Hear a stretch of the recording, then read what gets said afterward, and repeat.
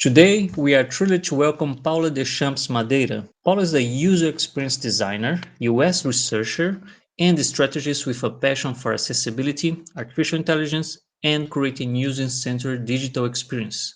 With a career that expands UX design, service design, and digital strategy, Paula has helped organizations enhance their products by deeply understanding user needs and crafting seamless experience. Currently working as a user experience architect at the City of Calgary, Paula applies UX strategies to improve digital services, making them more accessible and efficient. She has extensive experience conducting user research, designing intuitive interface, and implementing data-driven design solutions. Paula has collaborated with major organizations, including leading Latin American bank and global consumer brands, using her expertise in Figma, usability testing, A/B testing, and service design. Beyond her professional work, Paula is an active member of the tech community, volunteering with organizations like Inclusity and Calgary UX to promote knowledge sharing and accessibility. She believes in the power of community and continuous learning to drive innovation in the industry. In this episode,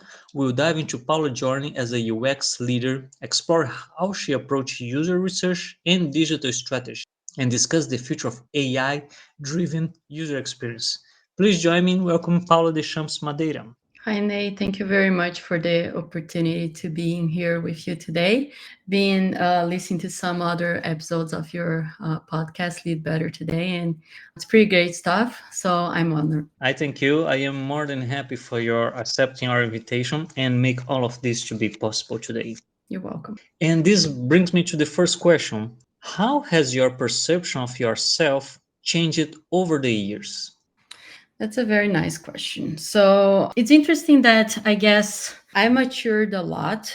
I guess in the past, like 15 years or so, as one should. Today I live in Canada, but when I was in Brazil on my early ages, right, my like teen years, I was very insecure about myself. I felt like I just wasn't enough, and I felt just the pressure of society as a whole. And I think, especially in Brazil, that's stronger than in other places I've been, where you need to be pretty and you need to be skinny and you need to have like a straight hair and you need to dress in a certain way. So I've always felt like I was a sort of an ugly duck until I went to the United States for a exchange program back in 2009, 2010.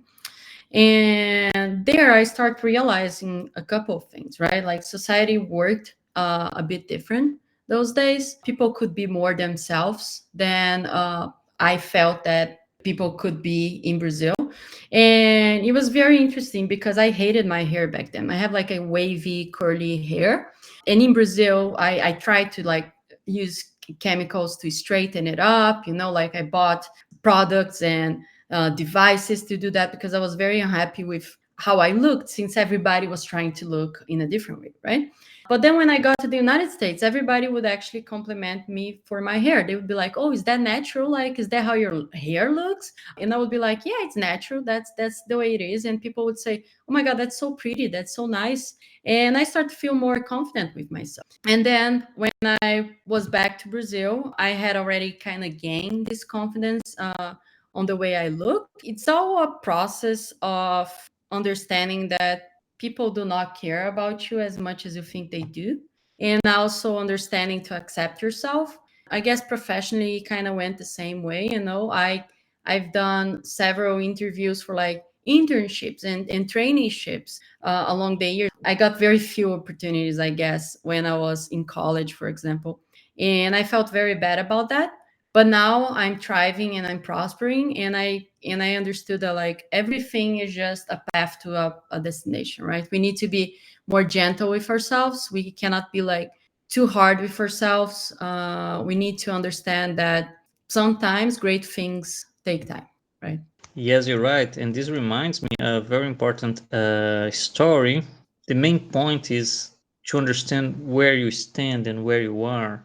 I'm not sure if you're aware of it, but there's a story about a father asked the son to go in 3 different places and sell it, and actually ask how much people would pay for it. And that shows something very important, that is not about you, it's Yeah. about where you find yourself, and if that place is treating you in the way you expect to be. And this goes in many different directions, and it's not only about career and workplaces and even country or cities that you're living in. And who has been the most influential person in your life, and in what way? It may sound cliche, maybe even a little bit tacky, but definitely my parents, both of my parents, my mom and my dad. They are, I guess, they are like the most important people that I have in my life. They were always very supportive of me on all my endeavors. You know, I wanted to play guitar. They took me to guitar lessons. I wanted to play basketball and soccer. They paid it for me, and they would go and watch the games. I wanted to like do my exchange program. They support me and they paid for it. Same thing when I was in college, right? I wanted to I kind of took a break when I was back from the United States from my exchange program for like a year, and they were very supportive of me not knowing what I wanted to do next. And I like every step of the way, I can feel how supportive they were, and they always have been towards me. Even if there were times that they didn't quite believe I should take certain moves, like when I was before I start working with user experience, I was in logistics, right? And I hated. Um, and I really wanted a change. I really wanted to work with something that I loved and that would bring me joy. And when I found out that UX was it, and I wanted to transition from logistics to UX, my dad thought I was like completely crazy, you know, because he grew up in a time where you would start in a company and you start in a job and you would just die doing that, right?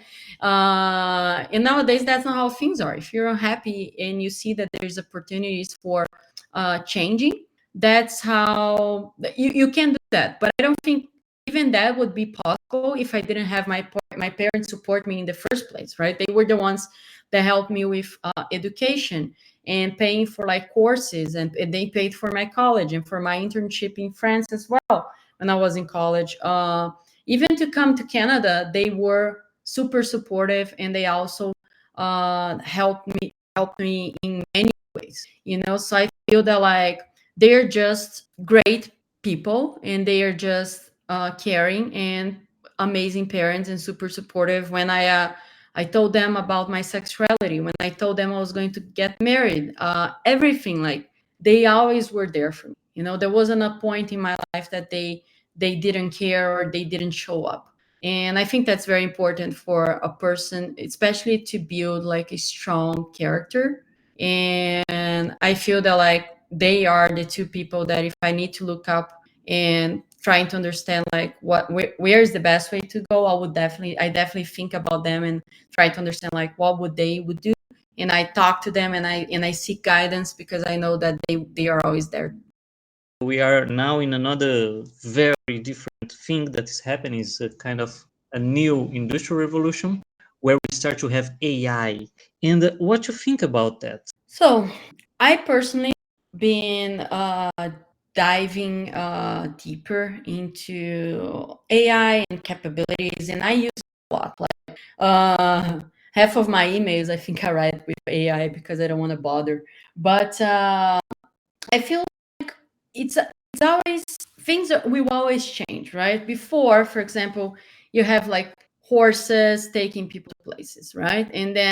Uh and then you don't have horses anymore, and you have the industrial revolution where you now have cars. And then a lot of people lost their jobs, but then other jobs were created, right? You're not using horses anymore, and you're not doing a lot of manual work anymore. But then if you have a car, you need a mechanic. Everything kind of evolves. And with AI, I do feel that it's similar. Some jobs, some things will change definitely. I don't know if for better, some things probably for worse. We've been seeing currently, for example, the people finding out that AIs have bias, right? And it's like, that has always been a thing. But now with like the DeepSeek open AI discussions, people are like, oh, DeepSeek has bias. And it's like every AI has. And I think those discussions are important. I think it's important to put things on the table and kind of understand how we can work alongside AI. AI is not going to take your job. Those how to use AI will take your job.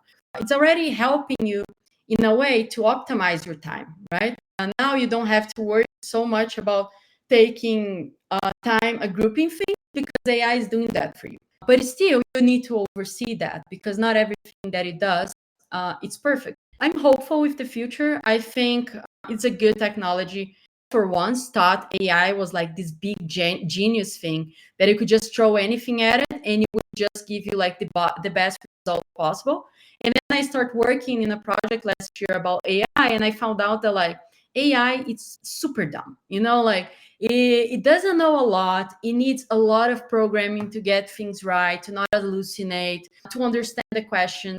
It's like, and then there is also, so many ways to train an AI, and in some ways the likelihood of having like hallucinations are bigger, but then you also need to consider like what industry you're in, right? There are industries that you don't have space for mistakes or misinformation or false information, like government, right? You don't want to give false information for citizens. But on the other hand, if you're just having like a AI powered chatbot running for a, I don't know, a telephonic company, that may be okay and it can be more stiff. So I guess we need to see how things will develop. Of all the new technologies that were discussed, like metaverse, VRs, ARs, AI, I do feel like the AI is the one that started strong and is still keeping strong, while the other ones, they kind of oscillate from time to time talking about it. And I do see this constants in AI, which for me tells me that it's here to stay. Not just a trend as we used to see. Exactly. We talked about not only failures but mistakes and also hallucinations in this tool. How do you feel with failure? Personally, I find failing to be very hard. I am very hard on myself on everything. Like I've gotten better. I've gotten like more in peace with the fact that people make mistakes. I guess it's just a need to just be perfect all the time. That again, like society kind of expects from people. Uh, what kind of helped me throughout the years to understand that I could be in peace with mistakes and failures is just to understand that I don't need to praise myself too much, but I also don't need to be so hard on myself. And that sometimes, things will happen because they have to happen, and there's no way around it. But one thing about failure that I think is the most important thing is understanding why it happened, try to prevent it, and also if it is a mistake and you're aware that you were the one that made it, to take accountability. That lacks a lot in people these days. People make mistakes and they want to like blame everybody except themselves. Tried not to be that person. I take accountability for that. I've been in situations before at work where somebody told me something like to go a certain way, and that's what I did. And then when my boss questioned me why I took that decision, and I told, well, somebody else led me that way, and that didn't happen. That was a problem, but that taught me that like I own up my mistake of not having documented the instruction the person gave me, right? So even when the mistake's not all yours or it's not your fault, I still think there are room for improvement and room to learn things. But yeah, I feel that understanding why mistakes happen and taking accountability when you make a mistake and when you fail, that's the most important thing. If you're not doing that, you're not humble, you're not learning. Those are like two main rules that I guess I go about failing and mistakes. I see. And I'm not sure if it's a trend, but I think that it's something that is already happening. And you mentioned a very important thing, accountability, that also goes together with critical thinking. Mhm. So we are having pretty much a lot of people is using a new tool which is helping them, and these tools are AI based. And You think that somehow people will going to start to transfer exactly this accountability responsibility to those tools because a lot of people feel really uncomfortable, being the one who is in charge of something. So there are actually two trends, right? The first one is exactly people which are using a certain tool and they are decreasing by far the critical thinking, the accountability, and I don't know, maybe they are afraid of something. And we also have persons that move in exactly on this direction. It doesn't seem that they are going to take responsibility. And I'm talking about career growth as well. I Yeah. mean, people they just say, okay, I do prefer stay where am I because things are not going to turn that well if I grow in my career and take more responsibilities. I don't feel like that. I don't feel I am at that level, and I don't think I will ever be there. Again, because of the tools that we are using, that we are transferring to them this responsibility. What you think about that? That's interesting. I think there's two parts to this thought, right? The first one that you brought, thinking that just because, for example, I'm using ChatGPT, it's very interesting because this, I think this week or last week, I saw something on LinkedIn about a discussion that very similar to this. Like, should we take accountability for mistakes AI make? And then the person was like, AI, they don't make mistakes. Like, there's no mistakes made by AI because they don't know that they are making. Who makes mistakes are they're using AI, but they're not reading what's being given to them, right? So like at the end, AI don't make mistakes. People make mistakes. And I thought that was very interesting and powerful because it's like I agree with that. At the end, it's two like any other two, but you are the final person responsible to make sure that everything there is correct and makes sense, is aligned with whatever you need to deliver, right? And the other thing that you mentioned is about like some people maybe not feeling like taking responsibilities, right? Or like growing in that professional sense. And personally for me, I don't see too much of a problem with that. I feel like if people are good at their jobs and they don't get out of their comfort zone, that's fine. Not everybody was born to be a leader. Not everybody was born to be a supervisor or to be a coach or to guide others. And that's fine. Like imagine if every single person on this world was born to be a leader, right? So I think it's fine if people are comfortable. I just feel that they need to be up to date in terms of tools and what's happening on their area or their field of expertise. You cannot just say, okay, I'm going to be an analyst forever because I don't want to be a supervisor. But then I don't care if things are changing. I don't care about using AI. I don't want to know what people are doing outside my own cubicle, right? So I, I guess that the twofold for this particular part of the question, right? It's okay if the person wants to be stuck, or maybe not even stuck. It's okay if they want to be where they are comfortable at. But on the other hand, that's okay as long as the person also keeps updated and learning and understand that like knowledge is important. No matter what. I guess no matter what profession you have. Thank you for that. And change a little bit. What misconceptions do people have about you? I guess the two biggest ones that I've got is that I am extremely serious person and that I am a very introvert. I usually like which is not fully false. I am a little bit introvert in some situations. People have this sense of me that like I am serious and I mean and I am like I don't know somebody that you don't want to chit chat with. What I heard about it is just because like maybe my resting face is a bit more mad than a usual person resting face. There's also the thing that like when I'm at work personally, I am more serious. I like to make jokes, light the mood and stuff, but I think that sometimes conversations need to be serious, right? If I'm not comfortable with you yet. What event in your career has most shaped your professional identity today, Paula? When I think about that career wise, they're like I was really good at what I was doing. This client, they kind of asked us for something and we did it, and then he canceled the export that he was doing, so we had to bring everything back to them. And when those things usually happen, you still need to profit, right?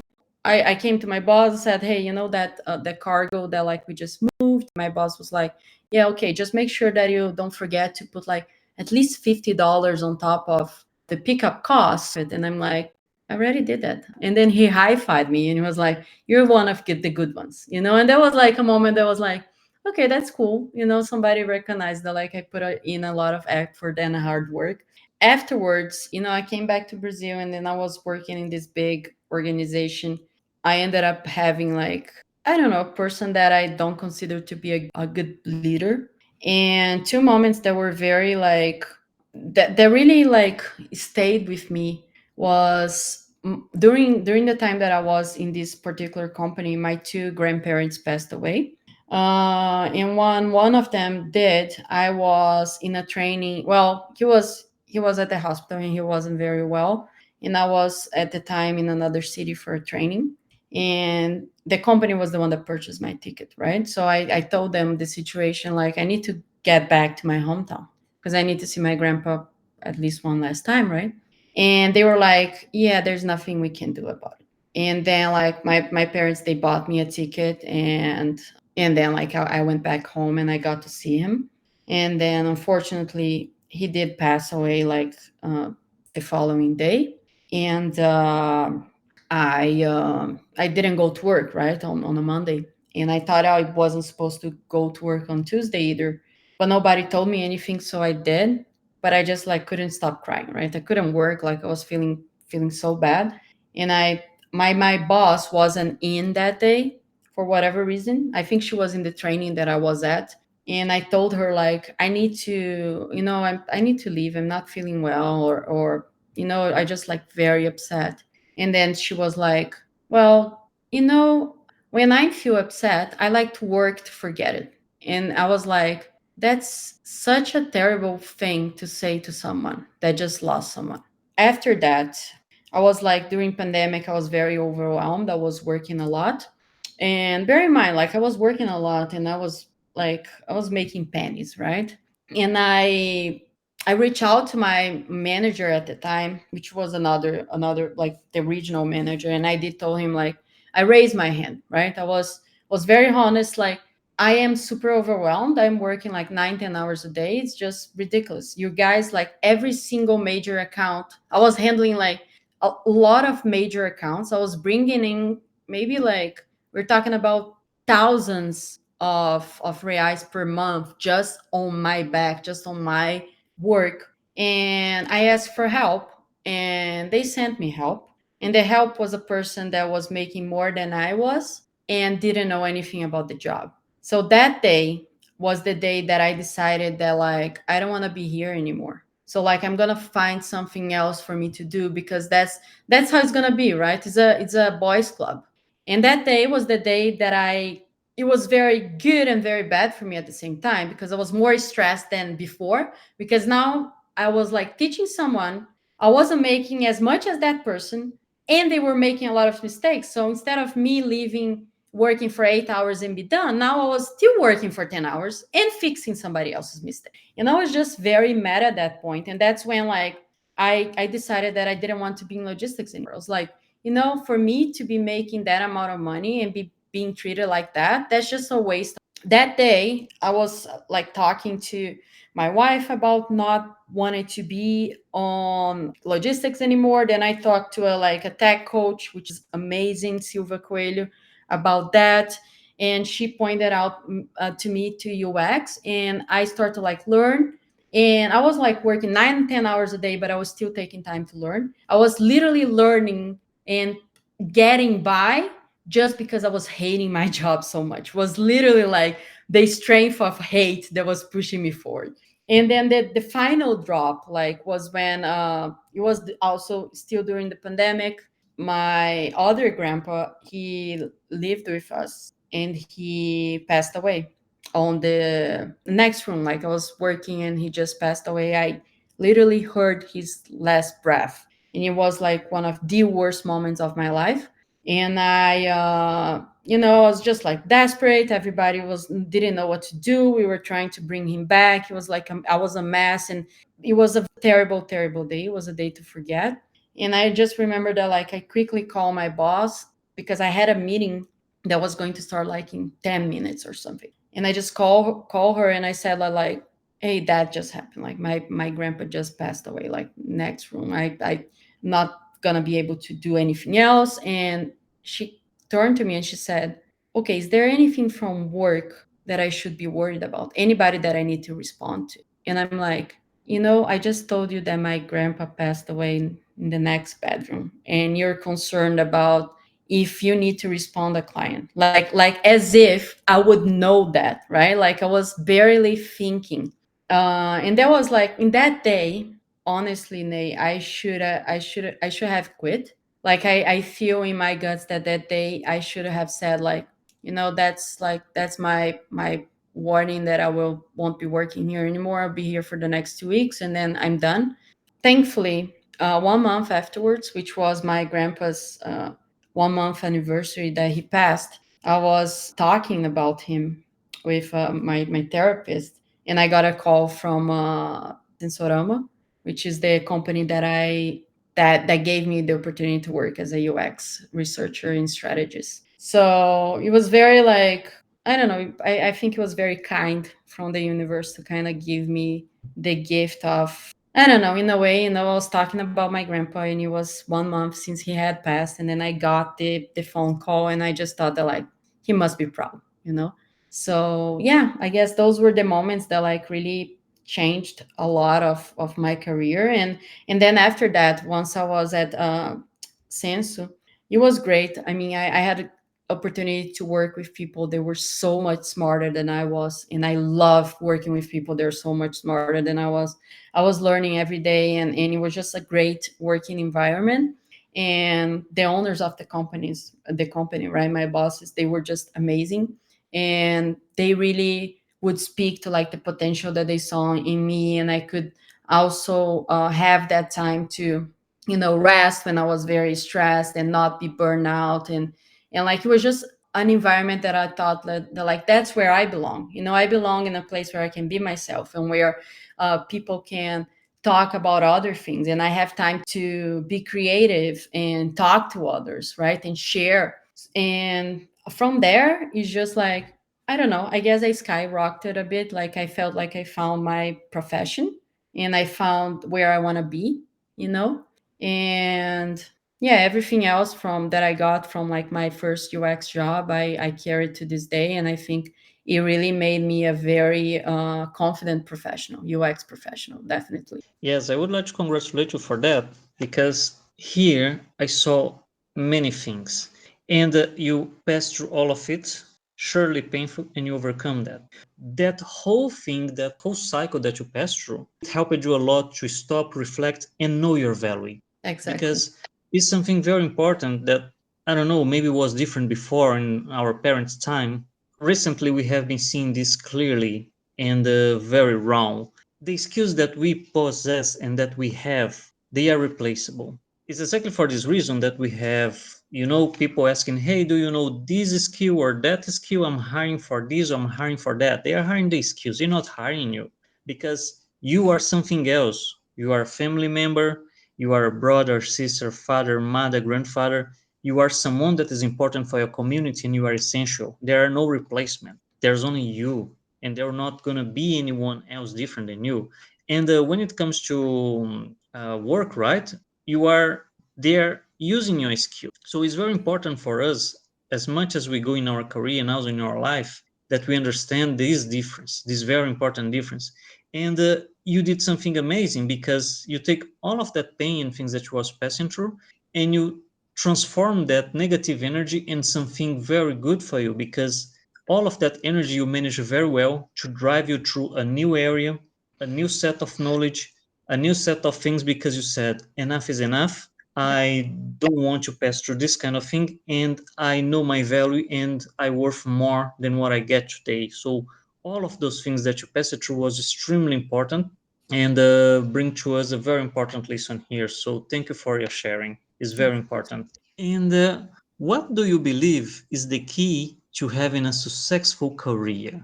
I find that such a tricky question, but such a good question too. So I guess my understanding of successful changed along the years, right? At first, I thought that a successful career meant you're making a lot of money, right? It's great. Money is great. I love money. Who doesn't love money? Do believe that money does buy happiness and, buy all the things that make me happy. But I believe that when we talk about success, there is a triad that needs to be considered. It's like you need to be making money. You need to be making good money that you feel like they're paying you something that you deserve, or at least you feel like, yeah, maybe I could be getting more money, but you feel like the amount of your wage is enough at that moment. The second thing I think is you're learning something, right? You're not stuck in a place where you cannot grow, which is like, maybe I will never want to grow and I will never want to be a boss, but I know that if I do want that, I have the opportunity to. And the third thing is the environment itself, right? I learned that like I will never sacrifice my mental health again to be in an environment where it's extremely toxic and where I'm only a number. And it's not like maybe I am not just a number where I currently am or before. I think it's, at least for me, after everything I've been through, I think it's very clear the signs of this company really cares about my mental health and cares about a work life balance. And this company, they only say they do, but they actually don't. For me, nowadays, I think those three things, they make a successful career. Like you need to, I think that's what success is all about. You're making a good money, you are in a place where you can grow and learn, and you are in a place where you have work life balance. I do believe though that, like, of course, those are some factors, but I also believe in two other things that for me are very important when you're working, which is like you need to have good relationships with people, right? You need to be able to talk with people and to understand different points of view and to be able to negotiate with them and to be able to understand their side of things. And the second thing is I do believe you need to be able to be a kind of point of reference. That's like, I also think that makes you professionally relevant. And then I also think that that's a metric for success. My case, for example, people come to me when they need something about like usability testing, for example. And lately, like a little bit about AI and like equity work, right? Accessibility. I think that like when you put yourself out there as, hey, I'm very good at that, and then I'm helping people, that's knowledge sharing. And that's something that like I'm a strong, firm believer that you cannot be a very good professional if you're not willing to share knowledge and to teach others and to exchange findings and just exchange information. It's, for me, it's impossible. Like you need to be willing to not hold back to the things uh, to help others to grow. I also think that that's like that for me is also a metric of success. Like you can be the director of a company, but if I don't trust you and if I feel like you're withholding information that you should be sharing with others, I don't have as much respect for you. So it's like you may think that you're successful, but are you really successful if you're the only one that thinks successful? If that makes sense. I think all those things combine. That's what I strive for, and for me, that's what success is all about. There's no, like, for me, I wouldn't be a successful professional if I was making a lot of money and I was really knowing my field, but then I had to work like 80 hours a week. For me, not having time for myself and not having time for my family, that's not success in my point of view. I understand you point out three very important things and they are linked all together. As you said, it's important to find yourself in a place where you are learning or earning. And also, by being in this place, you need to be able to share knowledge. And in order to share knowledge, it's important that you are in an environment that I would like to say is healthy and friendly instead of, toxic. And also, it comes with the work-life balance that this is exactly comes mostly from the environment. Yeah, definitely. I see you have a very, very good talks about this. I like that. I'm a very strong advocate on work life balance. I feel that, like, romanticize too much being burnout, and like those, oh, work while they sleep, and I'm like, no, like sleep while they sleep, and then when they wake up, if you can, sleep a little bit more. It's like, I don't think there's a lot of point on being overwhelmed and just, I don't know, not having energy or time to spend your money or be with people that you love, because eventually in life you will learn that, like, all the hard work that you put towards a company, it's just like, your number at the end of the day, and people that are by your side, they are the ones that really care about you as a person, right? And they need you more than a company needs you. So I think that's very important, and I don't like the how much love people put these days on being like on overworking and being like stressed out all the time, and like having to work on the weekends and taking calls at 11 midnight. For me, that's just like, I don't know, I wouldn't want to be in a job like that. Yes, you're right about that, and it's something that we also learned and you could share with us clearly is that you can just put yourself in a place of the company or the company owner and ask yourself, if someone in here unfortunately pass away, what would you do in the next day, right? So since you need to keep operations running, the answer is quite clear and is what we see every single day. But we're not talking about you as a person, we're talking about your skill set that someone else may have. And what are your thoughts on retirement? For me, I'm gonna be honest with you, like very honest with you. If I could be born retired, I would have chosen. Like, honestly, I'm not the person that, like, my wife, for instance, she loves working, she loves having things to do, and like she finds herself there, right? I don't feel like I need to be working to be fulfilled. There's a lot of other things that I like to do in life. And I read this article like several years ago. Unfortunately, I never feel like finding this article anymore. But it said that, like, it is a lie that you love your work. Like, people that say that are the ones that do not have like like a huge fortune waiting for them, right? And I kind of believe that. Like, I know that when I say that to people, most of them are like, no, I love my work. Like, I love my job. I love, that gives me a purpose. And it's great. It's great if that gives you a purpose. But for me, it's like, if I could retire tomorrow, making money, of course, I would have nothing against it. Like, I have a lot of things to do with my free time. Like, I like to sleep, I like to work out, I like to walk around, I like to watch stuff on TV, I like to plan trips, and I like to go on trips. I like to cook. I would love to take a mixology class to learn how to make drinks. So it's like, for me, working is something that we have to do to get money. And at times, like in my job today, yes, it's true, what I do also helps people, and that's great. But is that my main identity? Do I need that to wake up every single day in the morning and feel like I have a purpose?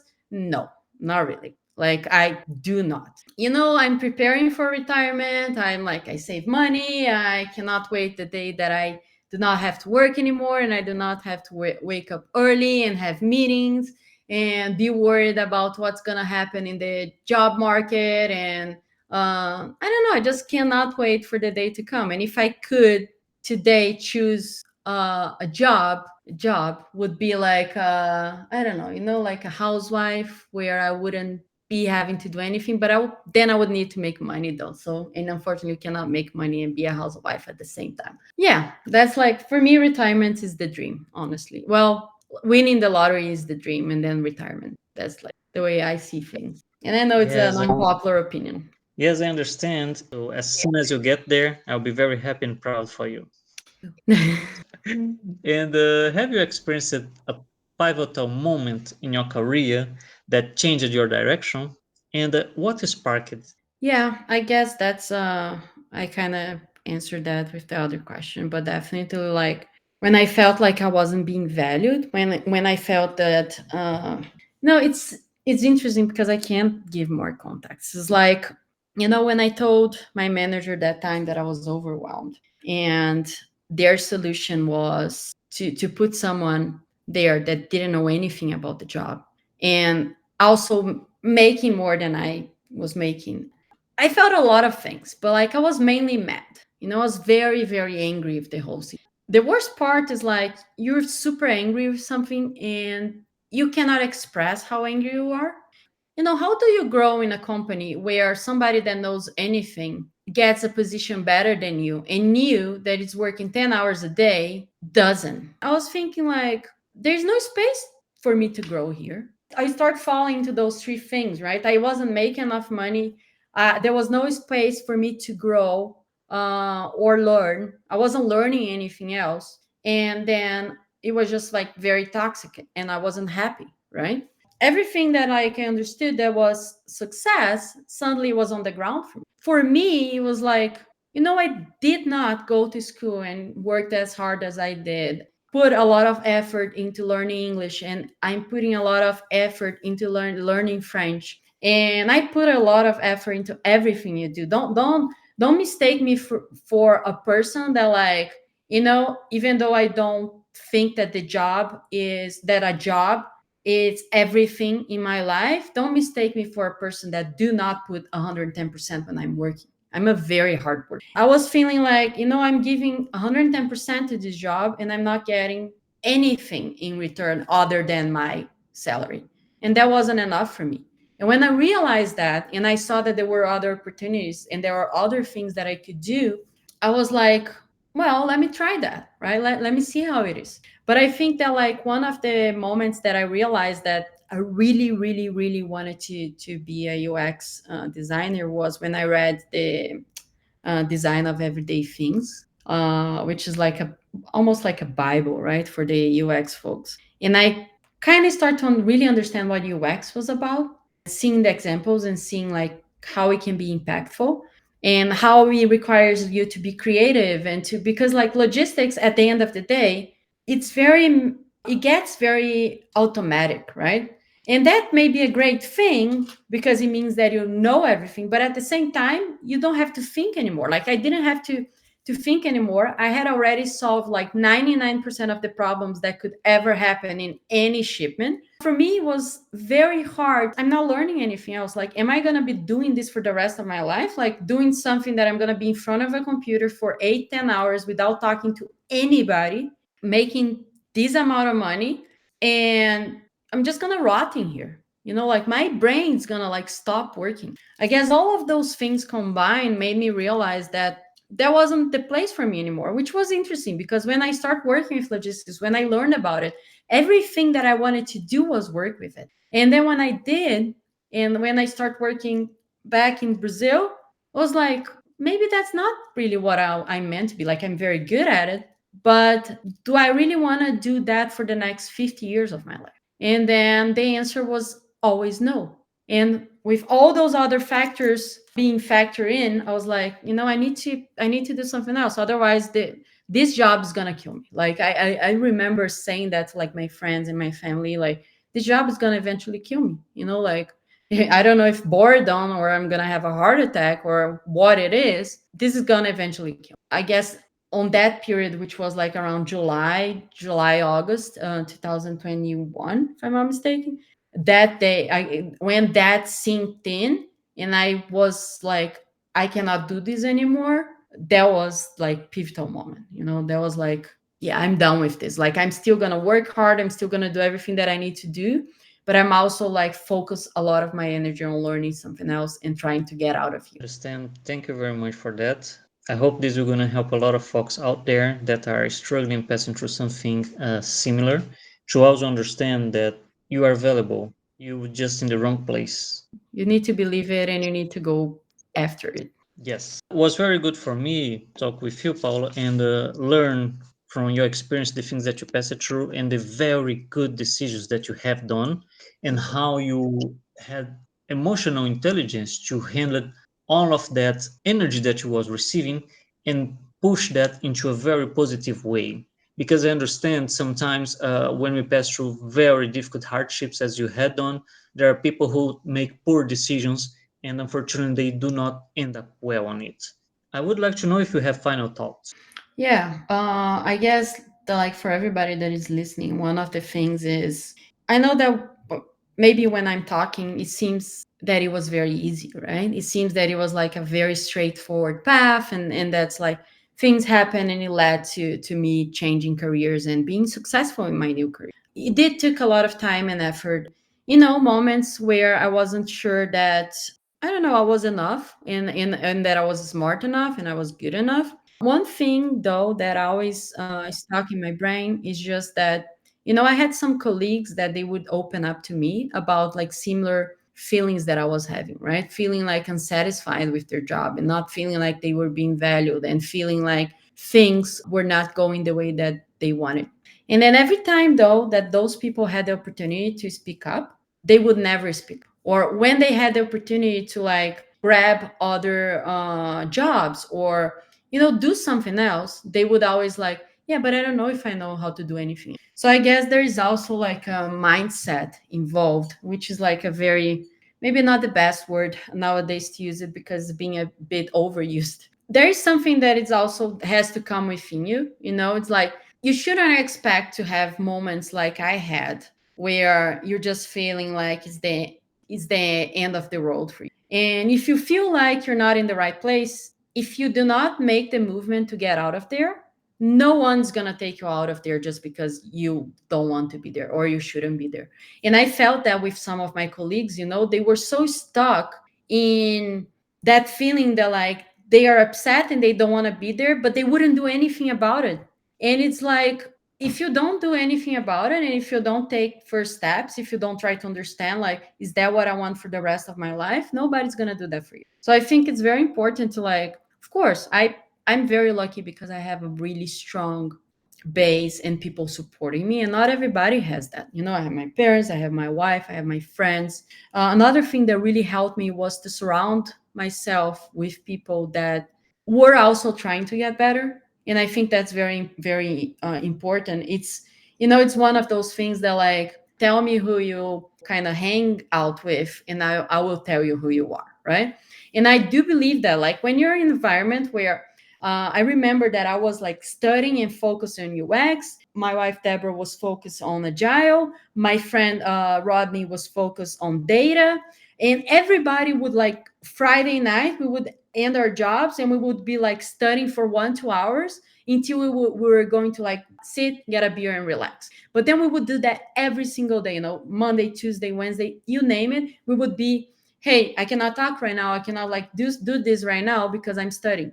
It motivates you, to be around people that they have the same goal of being better and growing and improving. And it was very nice to see that like everybody around me was doing this movement of leaving a job that wasn't good for them and trying to look for new paths. And every single one of us succeeded, but it was a lot of hard work, and it took a lot of time. So be kind and patient with yourself, kind of have a plan. And if you don't have a plan, try to find someone that can help you to have a. I think that's very important. Well, other than that, like I am always available for a chat anytime. Like my LinkedIn, I do get a lot of messages for people that want to have like a coffee chat or something, and I'm always willing to chat with others.